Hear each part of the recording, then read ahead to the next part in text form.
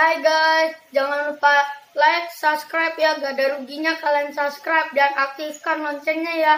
Tuhan Yesus memberkati.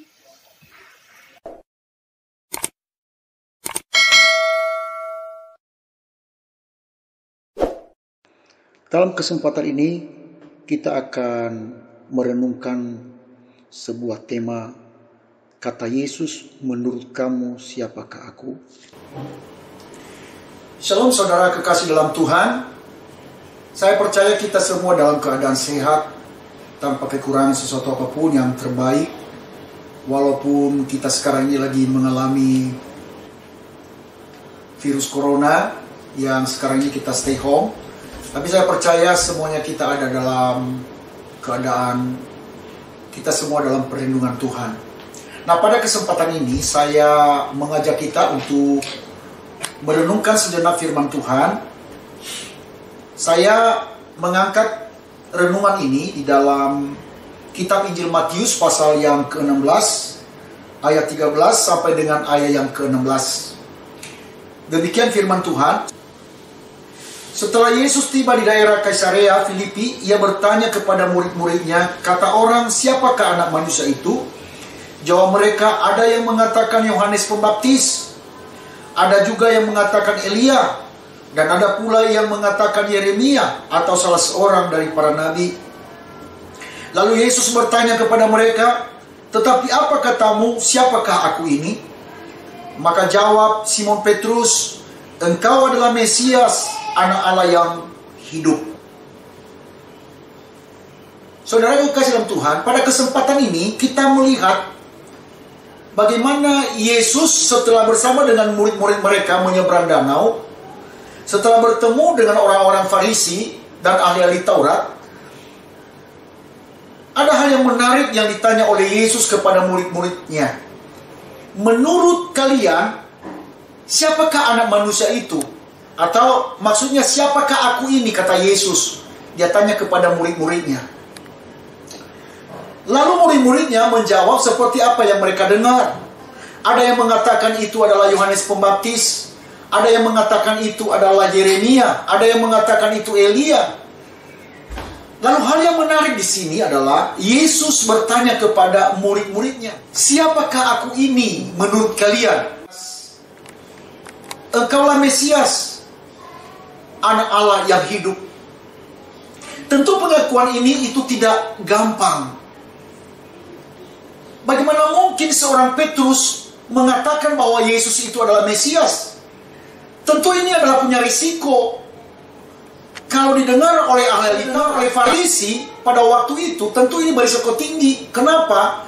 Karena Mesias itu adalah Mesias yang sudah dibuatkan di dalam perjanjian lama, yaitu bahwa juru selamat akan datang, yaitu Mesias.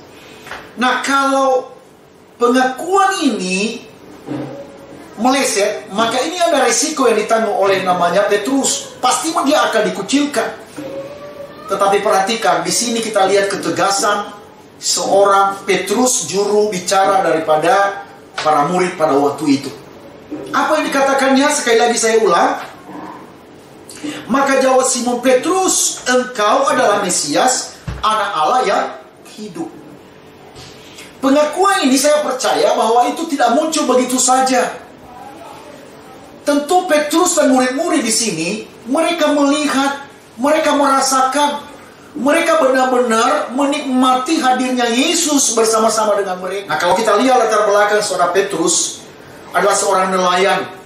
Dia mengalami pengalaman pribadi dengan Tuhan Yesus. Semalam-malaman mereka tidak mendapatkan ikan. Mereka tidak mendapatkan apa-apa.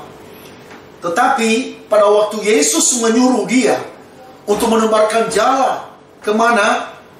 Untuk bertolak ke tempat yang lebih dalam lagi. Waktu itu Petrus, dia berdalih, dia berkata, Guru, udah semalam-malaman kami gak mendapatkan apa-apa. Kita melihat bahwa seorang Petrus ini adalah ahli nelayan. Tetapi apa kata Petrus di situ? Karena engkaulah yang menyuruhnya, Guru, maka kami melakukannya. Dan apa yang terjadi? Secara akal pikiran manusia itu tidak mungkin. Tetapi karena Yesus adalah Tuhan dan Allah yang dapat melakukan segala perkara, yang dapat memerintahkan segala berkat dan anugerah kepada seorang namanya Petrus. Lihat yang terjadi. Ikan-ikan mereka dapatkan pada waktu itu sampai perahu mereka hampir tenggelam. Nah, di sini kita lihat pengalaman Petrus bersama dengan Tuhan. Dia melihat kuasa Allah yang sungguh luar biasa. Saya katakan tadi, secara akal manusia itu nggak mungkin. Tetapi karena Yesus adalah Tuhan, Yesus adalah memiliki kuasa yang lebih daripada yang biasa, melebihi daripada apapun di bawah kolong langit ini, maka terjadi mukjizat yang dilihat oleh Petrus. Tentu pengalaman ini membuat Petrus semakin dia mengenal siapa Yesus, sampai dia berkata bahwa dia kagum akan kehadiran Yesus di sana, dan sampai mereka meninggalkan perahu mereka, lalu mereka mengikut Yesus. Semenjak dari itu, Petrus menjadi murid yang militan. Kenapa? Dia sangat percaya siapa Yesus yang sesungguhnya. Nah, kita melihat bagaimana perjalanan berikutnya. Sepanjang perjalanan Yesus, murid-murid hadir di sana, khususnya kepada Petrus. Dia melihat dengan mata kepalanya sendiri bagaimana Yesus melakukan mujizat. Nah, ini yang melatar belakangi di sini adalah, pertama adalah mereka melihat bagaimana perbuatan-perbuatan Yesus yang tidak bisa dilakukan oleh nabi sebelumnya. Karena Yesus bukan hanya sekedar nabi, tetapi dia adalah Allah yang telah menjelma sebagai manusia. Makanya di dalam kekristenan kita, walaupun saya tahu bahwa ada orang yang menyerang-nyerang kita, Yesus bukan Tuhan, Yesus hanya nabi biasa, Yesus adalah manusia biasa, dan lain-lain sebagainya, serangan-serangan iman kita. Nah, seperti itu juga yang dialami oleh kebanyakan orang pada zaman itu. Mereka menganggap bahwa Yesus itu adalah hanya seorang nabi. Mereka menganggap bahwa itu adalah hanya Yohanes Pembaptis, Yeremia, Elia, dan lain sebagainya. Tetapi perhatikan, karena pengenalan mereka akan Tuhan, maka murid-murid pada waktu itu mengatakan, engkaulah Mesias, anak Allah itu. Kita melihat bagaimana pengajaran-pengajaran Yesus sampai orang terkagum-kagum. Murid-murid hadir di situ. Kitab suci mengatakan bahwa setelah mereka mendengar pengajaran Yesus, mereka kagum. Apa yang membuat mereka kagum? Bukan hanya karena pengetahuan yang luar biasa yang dimiliki oleh Yesus, tetapi pengajarannya disertai dengan kuasa. Ini penting sekali. Saya percaya bahwa bila kita dekat dengan Tuhan, kita akan mengalami pengalaman-pengalaman seperti yang dialami oleh murid-murid Tuhan juga. Saya percaya jika persekutuan kita dengan Tuhan, pergaulan kita dengan Tuhan, maka saya percaya kita akan mengenal Dia lebih dan lebih daripada orang-orang mengenal siapa Yesus. Nah, saudaraku yang kekasih, pada kesempatan ini, mungkin selama ini engkau ragu-ragu tentang siapa Yesus. Engkau berkata, enggak mungkin Yesus itu adalah Tuhan, Dia adalah hanya sebagai manusia. Tetapi saya tegaskan kepada kita melalui kitab suci ini, kita lebih percaya apa yang dikatakan Alkitab daripada hanya omongan orang-orang yang tidak mengenal Allah. Daripada kita hanya mendengarkan kata orang-orang yang tidak sungguh-sungguh mencari Tuhan. Tapi mari kita tanamkan ini dalam hati kita. Kita harus mengakui Dia sebagai Tuhan dan Juru Selamat kita. Jadi saudara, dalam konteks ini, saya percaya bahwa pengakuan ini adalah berbicara tentang relasi, berbicara tentang hubungan yang baik dengan Tuhan. Saya percaya juga pertanyaan ini, Yesus sedang bertanya kepada saya dan saudara. Karena banyak kita lihat sekarang ini, banyak orang yang menggugah iman kita. Banyak orang yang berkata bahwa Yesus itu bukan Tuhan. Yesus itu bukan Kristus. Yesus itu bukan Mesias. Dia adalah hanya manusia biasa. Dia adalah hanya nabi biasa. Lalu Yesus bertanya kepada kita sekarang, siapakah aku ini? Apa pengakuanmu? Apakah yang engkau alami tentang siapa Yesus? Sehingga engkau berkata Dia adalah bukan hanya sekedar nabi. Dia bukan hanya sekedar manusia biasa, tetapi Dia Allah yang telah menjelma sebagai manusia, Karena banyak peristiwa-peristiwa yang dialami sesuai dengan apa yang dikatakan kitab suci. Sebab tidak pernah ada pengajaran yang mengajarkan sesuatu hal yang melebihi daripada Yesus. Itulah sebabnya kita nggak perlu lagi namanya nabi. Kenapa? Karena Yesus sudah sempurna dalam menyampaikan Injil Kerajaan Allah. Sudah sempurna dia dalam memberitakan firman Tuhan. Makanya kita harus meneladani apa yang sudah dia ajarkan kepada kita. Dia bertanya kepada saya dan saudara saat ini, siapakah aku ini? Apakah kita mendengar apa kata orang di luar? Atau kita berkata, Yesus adalah Tuhanku, dia adalah penebusku.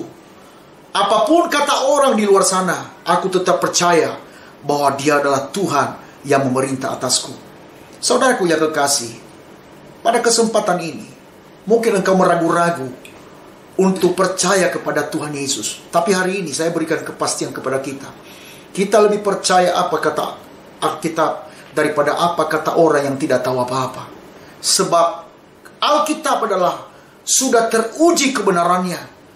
Alkitab adalah firman Allah yang sudah terbukti otentiknya. Sudah sempurna adanya. Tidak ada lagi kitab yang lain yang lebih sempurna daripada apa yang dikatakan oleh Alkitab. Saya percaya pada kesempatan ini, siapapun di antara kita yang mau menerima Yesus sebagai Tuhan dan Juru Selamatnya, hari ini, jangan engkau ragu lagi. Engkau percaya bahwa dialah Juru Selamat dunia yang datang dalam wujud manusia. Tuhan Yesus memberkati kita sekalian. Amin.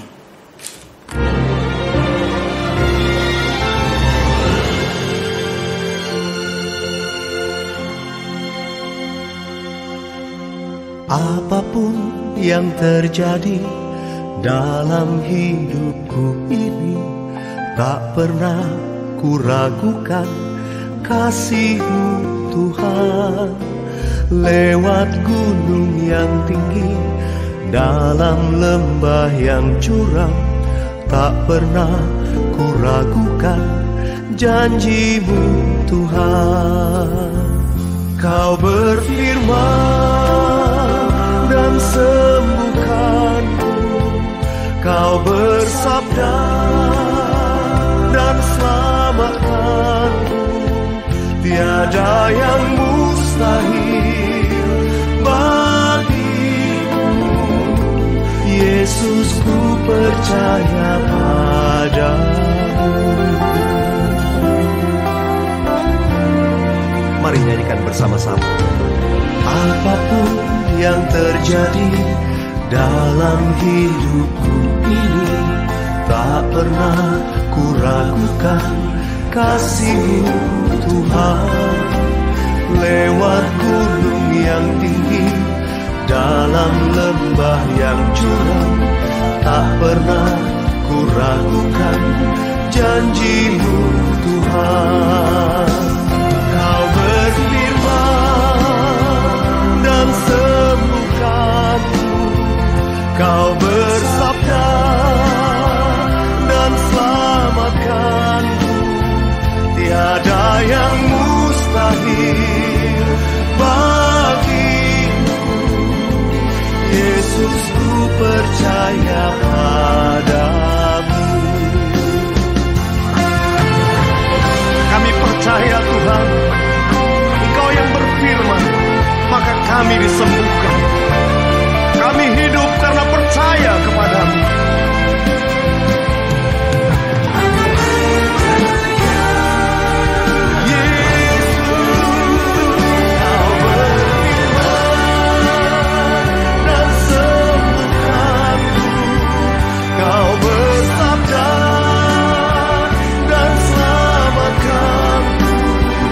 Tiada yang mustahil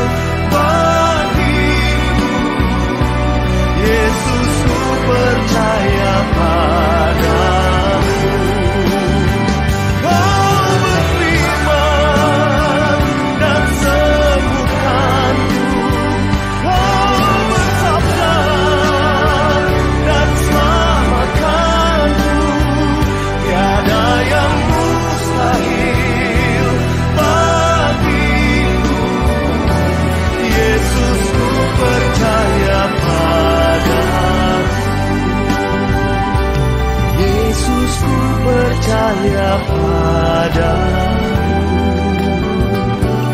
Yesus percaya padamu.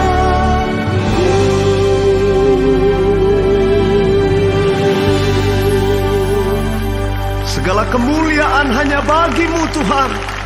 Haleluya.